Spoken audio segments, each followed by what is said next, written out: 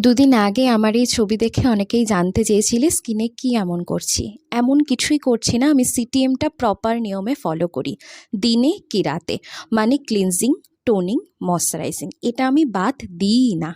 আমার স্কিনে কিন্তু অ্যাকনি আছে, এক আধটা পিম্পল আসে, এক আধটা যায়, তো কিচ্ছু করার নেই। সেটা কন্ট্রোলের জন্য আমি সিরাম ইউজ করি।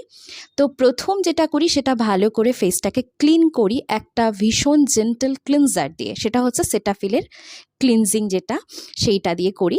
নেক্সট হচ্ছে আমার টোনার, রাইস টোনার, যেটা আমি নিজে বানিয়েছিলাম। টোনারটা মাস্ট, এটা আমার অন্য বোতলে ভরা ছিল, অলমোস্ট শেষ, বানাতে হবে।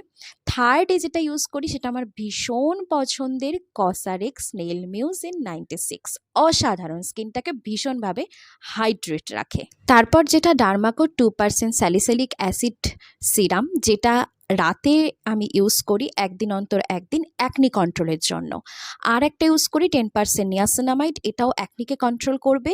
এটাও ডার্মাকোর, এটাও ভীষণ ভালো, অয়েল কন্ট্রোল করে। তারপর একটা হাইড্রেটিং ময়শ্চারাইজার, জেল বেস, কারণ গরম পড়ে গেছে।